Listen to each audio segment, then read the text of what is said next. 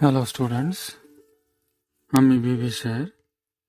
গত ক্লাসে আমরা পটচিত্র পড়েছিলাম এবং বলেছিলাম যে পটচিত্র আলোচনা হবে এই ক্লাসে, অর্থাৎ আজকের টপিক পটচিত্র।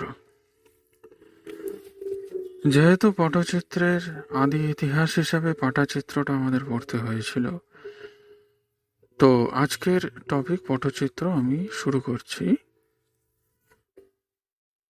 দেখো, বর্তমানে পট শব্দটি দ্বারা আমরা চিত্র বুঝাই, অর্থাৎ পট মানে আমরা একটা চিত্রপট বুঝি বা একটা পেইন্টেড বা ছবি আঁকা ক্ষেত্রকেই মিন করি বা বোঝাই। সোজা কথায় একটা অঙ্কিত চিত্রকেই আমরা বোঝাই পট শব্দটি দ্বারা বর্তমানে।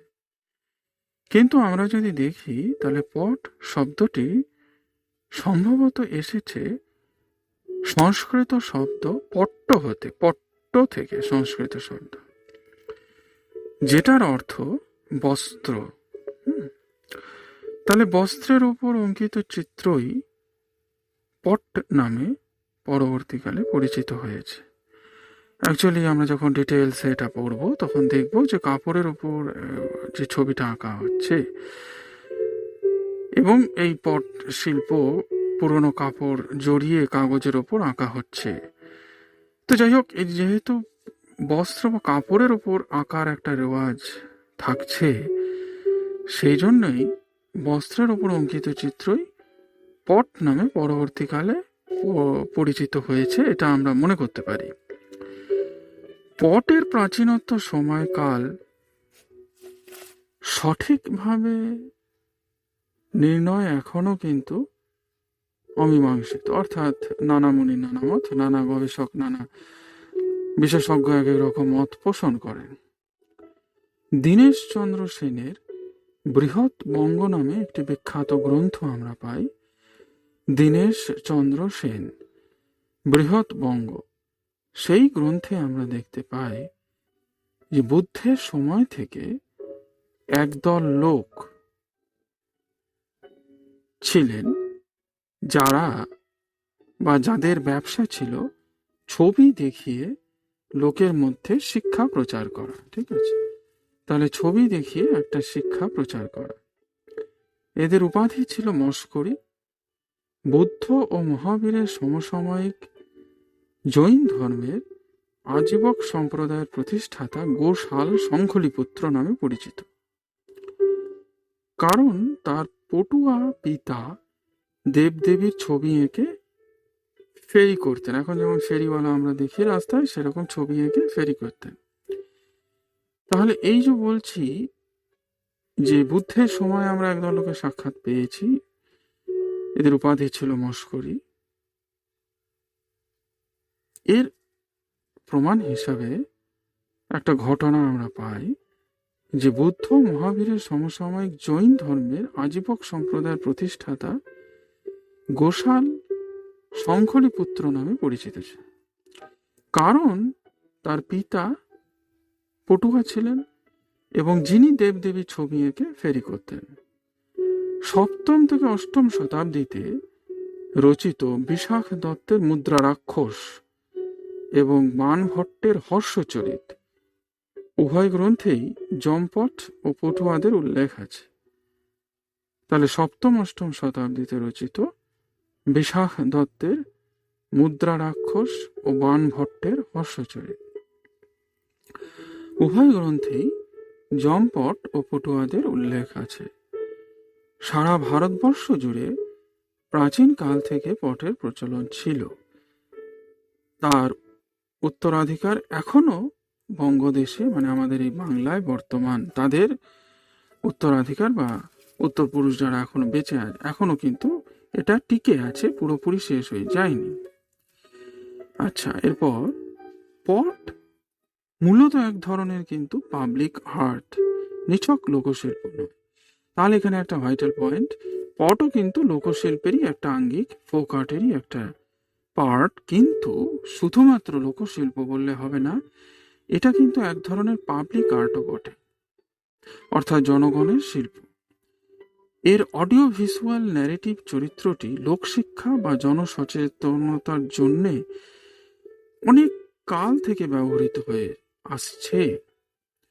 অডিও ভিজুয়াল ন্যারেটিভ একটু পরেই বুঝতে পারবে, যে পটের ছবি দেখিয়ে একটা গান গেয়ে একটা গল্প বা ঘটনাকে বর্ণনা করা হয়, সেই জন্য এটাকে বলছে অডিও ভিজুয়াল ন্যারেটিভ। তাহলে চরিত্রটি লোকশিক্ষা বা জনসচেতনতার জন্য অনেক কাল থেকে ব্যবহৃত হয়ে আসছে। পটুয়ারা গ্রামে গ্রামে দূর দূরান্তে ঘুরে ঘুরে পট দেখিয়ে গান শুনিয়ে লোকেদের মনোরঞ্জন করতেন, এটাই ছিল তাদের বৃত্তি। তাহলে পটুয়ারা কি করতেন না, গ্রামে গ্রামে দূর দূরান্তে ঘুরে পট দেখিয়ে গান শুনিয়ে লোকেদের মনোরঞ্জন করতেন, এটা তাদের পেশা ছিল। লোক জীবনের নৈতিক এবং সামাজিক আদর্শের প্রতি উদ্বুদ্ধ করা ছিল পটুয়াদের উদ্দেশ্য। তাহলে লোক জীবনকে একটা নৈতিক এবং সামাজিক আদর্শের প্রতি তারা ইন্সপায়ার করছে।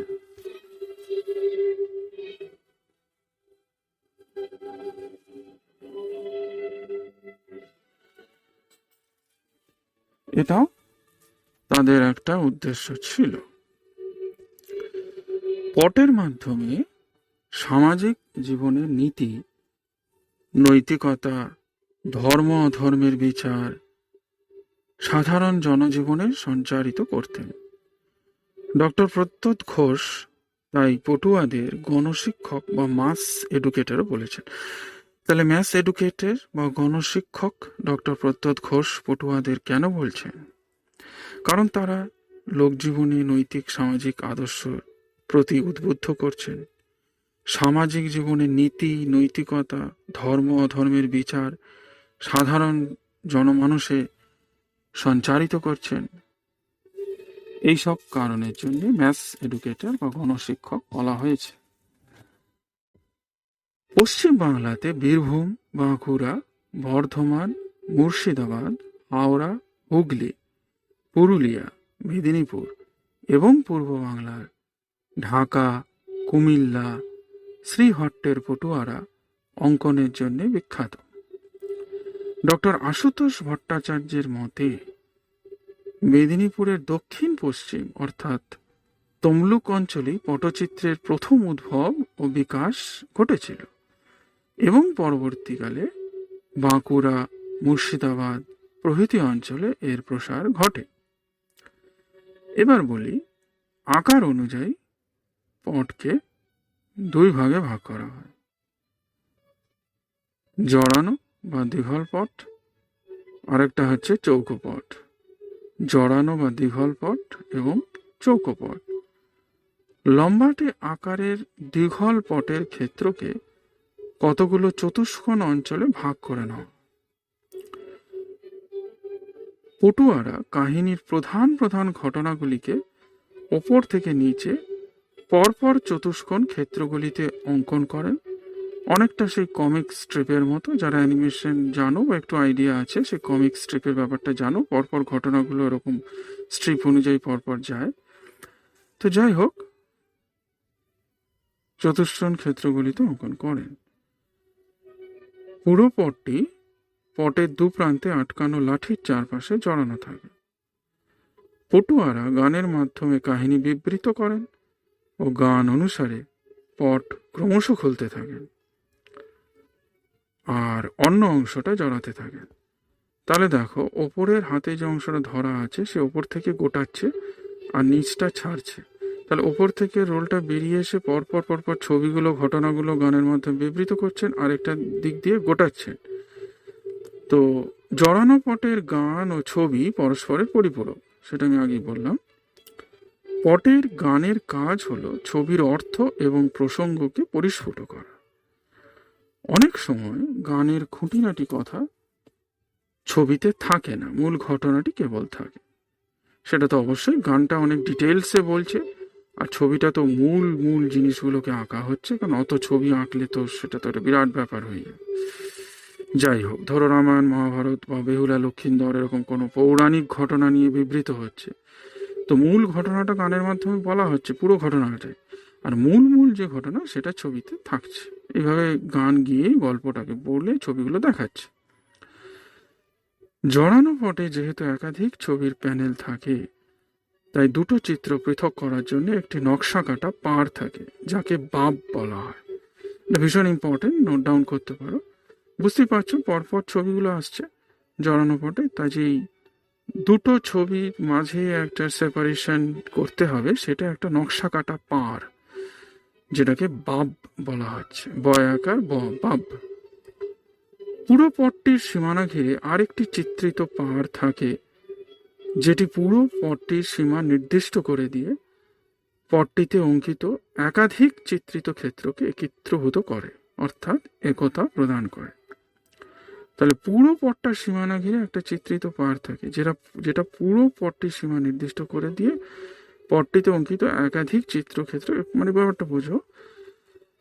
আমি বললাম যে দুটো ছবির মাঝখানে একটা সেপারেশন পাড় থাকছে, যেটাকে বাব বলছে, কিন্তু গোটা ছবিগুলো অর্থাৎ পরপর পরপর এই যে চতুষ্কোণ ক্ষেত্রগুলো নিয়ে ধরো অনেকগুলো ছবি আছে, সে 50, 60, 100, 70 যাই থাক, তো টোটাল ছবিগুলোর বাইরে আবার একটা সীমা নির্দিষ্ট পাড় থাকবে, যেটা বলা যায় যে এই গোটা ছবিটা একটা ঘটনাকেই বোঝাচ্ছে আর কি। বর্তমানে পটুয়ারা অনেক ক্ষেত্রে পট ঘিরে দুটি নকশা কাটা পাড় অঙ্কন করছে, সেটা বর্তমানের ব্যাপার। এবার দীঘল পট বলি। দীঘল পটে মূলত কাহিনী ভিত্তিক পৌরাণিক বিষয় অঙ্কিত থাকে, যেমন দুর্গার শাখা পড়া, গঙ্গা দুর্গা কলহ, দুর্গা পটে অসুর বধের পালা, জগন্নাথ লীলা, বিষ্ণুপুরের মদনমোহন কাহিনী, শিব পার্বতীর লীলা, সতীর দেহত্যাগ, মনসা পট, বেহুলা লক্ষিন্দর, কমলে কামিনী প্রভৃতি। কি কি বললাম? দীঘল পটে কাহিনী ভিত্তিক পৌরাণিক বিষয় অঙ্কিত হয়, সেগুলো কি কি আরেকবার বলি। দুর্গার শাখা পড়া, গঙ্গা দুর্গা কলহ, দুর্গা পটে অসুর বধের পালা, জগন্নাথ লীলা, বিষ্ণুপুরের মদনমোহন কাহিনী, শিব পার্বতীর লীলা, সতীর দেহত্যাগ, মনসাপট, বেহুলা লক্ষিন্দর, কমলে কামিনী প্রভৃতি। এছাড়া রামের বনবাস, তারকাবধ, সীতাহরণ, সেতুবন্ধন, লক্ষণের শক্তিশীল, কৃষ্ণ জন্ম, কালীয় দমন, বস্ত্রহরণ, ননী চুরি, কৃষ্ণলীলা প্রভৃতি। এছাড়াও পটে সামাজিক বিষয়ও স্থান পায়। সামাজিক বিষয় কি কি খুব ইম্পর্টেন্ট, যেমন ক্ষুদিরাম পট, ফাঁসি পট, স্বাধীনতা পট, লাদেন পট প্রভৃতি। তাহলে বুঝতে পারছো যে স্বাধীনতা সংগ্রামের সময় ভারতবর্ষের যে ব্যাপারগুলো ঘটেছিল সেগুলোও কিন্তু এসছিল, অর্থাৎ ক্ষুদিরাম পট, ফাঁসি পট, স্বাধীনতা পট, লাদেন পট। দেখো, লাদেনের ঘটনা সবাই জানি, যেটা একদম হালফিলের ঘটনা, সেটাও কিন্তু পটে ছবি এঁকে ঘটনা বর্ণনা করছে। তাহলে এরা কতটা সামাজিকভাবে সচেতনতা তৈরি করছেন জনমানসে। এবার আসি চৌকোপট। চৌকোপট মূলত আয়তকার হয়। এর মধ্যে আছে গাজীপট, কালীঘাট পট ও চক্ষুদান পট চৌকোপটের উল্লেখযোগ্য উদাহরণ। এই গাজীপট, কালীঘাট পট, চক্ষুদান পট চৌকোপটের উল্লেখযোগ্য উদাহরণ। সাধারণত চৌকোপটের সঙ্গে গান সংযুক্ত থাকে না, তাহলে চৌকোপটটা শুধুমাত্র ছবি হিসেবে বিক্রি হয়েছে, অর্থাৎ একটা সিঙ্গেল পট, একটা স্বতন্ত্র পট, একটা পট, একটাই ছবি, এর সঙ্গে গানও সংযুক্ত থাকছে না, পরপর প্যানেল হিসেবে ওরকম ব্যাপারটা থাকছে না, একটা পট, একটাই ঘটনা, একটাই ছবি। এবার কালীঘাট মন্দিরের পাশে কালীঘাট পট আঁকা হতো, যা তীর্থযাত্রীরা স্মারক হিসেবে কম দামে কিনে নিয়ে যেতেন। তাহলে কালীঘাট মন্দিরের আশেপাশে কালীঘাট পটটা আঁকা হতো, সেই জন্য এটার নাম কালীঘাট পট। তীর্থযাত্রীরা স্মারক হিসেবে কম দামে কিনে নিয়ে যেতেন। এই কালীঘাট পটটা আমাদের সিলেবাসে আছে ডিটেলসে, তো এটা আমরা পরে আবার ডিটেলসে পড়ব।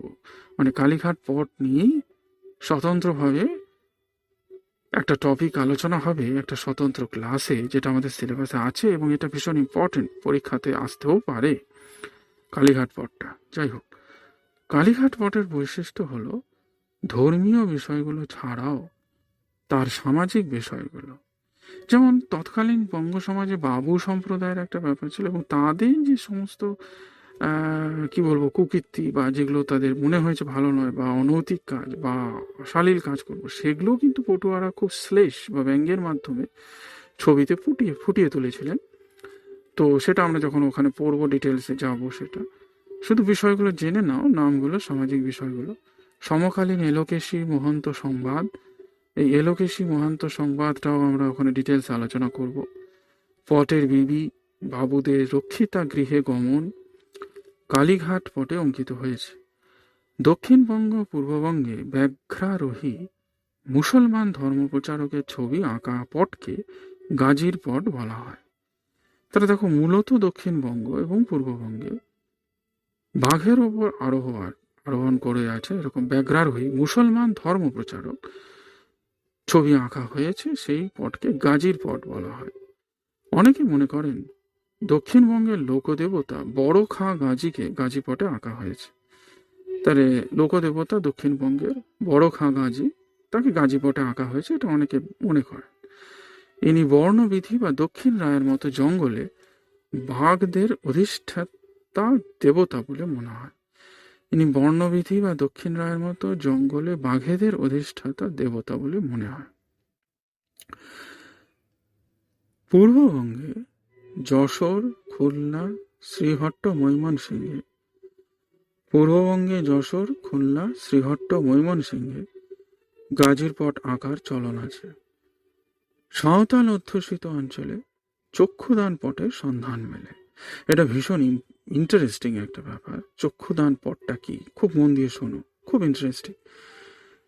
সাঁওতাল সমাজে কেউ মারা গেলে, তাহলে সাঁওতাল পরিবারে কেউ মারা গেলে সমাজে যাদব পটুয়ারা তার প্রতিকৃতি পটে আঁকেন, কিন্তু তার চোখের মণিটি আঁকেন না। মৃতের পরিবারের কাছে সেই মণিহীন মৃত্যু ব্যক্তিটির প্রতিকৃতি দেখিয়ে যাদব পটুয়া বলেন, মণিহীন অবস্থায় স্বর্গে গিয়ে সেই মৃত ব্যক্তি অত্যন্ত কষ্টে আছেন। যাদব পটুয়া তাদের পরিবারকে বললেন যে সে যদি ছবিতে মণি এঁকে দেয়, তাহলে সেই মৃত ব্যক্তিও স্বর্গে চক্ষু ফিরে পাবেন। কিছু অর্থের বিনিময়ে পটুয়া প্রতিকৃতি চোখের জায়গায় মণি এঁকে দেন এবং বলেন মৃত ব্যক্তি তার চোখ ফিরে পেয়ে আনন্দে আছেন। সাঁওতালরা এই পটকে অনেক সময় জাদুপটও বলেন, কারণ তারা মনে করেন পটুয়ারা জাদুর মাধ্যমে ছবি এঁকে চক্ষুদান করছেন। তাহলে দেখো, এটা একটা খুব প্রাচীন একটা পদ্ধতি চলে আসছে।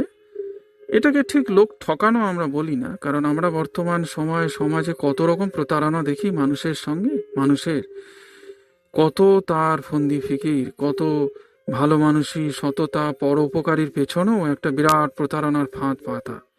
তো এটাকে ঠিক সেটা বলা যাচ্ছে না। এটা একটা জীবিকায় খুব সামান্য অর্থের বিনিময় এই আদিবাসী তাদের যে বিশ্বাস, সাঁওতাল যে সমাজ, একটা অদ্ভুত রকমের একটা কি বলবো মিথ, কিছুটা রিচুয়ালস মিলেমিশে একটা দারুণ জিনিস কিন্তু এটা। হ্যাঁ, যে মারা গেছেন প্রতিকৃতি, যাদব পটুয়ারা তার প্রতিকৃতি আঁকছেন, চোখের মণিটি আঁকছেন না, এবং তাকে বলছেন যে ওই ব্যক্তি মণিহীন অবস্থায় স্বর্গে গেছেন, তো অত্যন্ত কষ্টে আছেন, স্বাভাবিক ব্যাপার।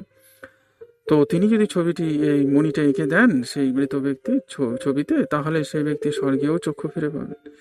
তা কিছু অর্থ দেওয়া হলো এবং পটুয়ারা সেই জায়গায় চোখের সেইখানে নির্দিষ্ট জায়গায় মণিটা এঁকে দিলেন এবং বললেন যে মৃত ব্যক্তি তার চোখ ফিরে পেয়েছেন এবং এখন তিনি আনন্দে আছেন।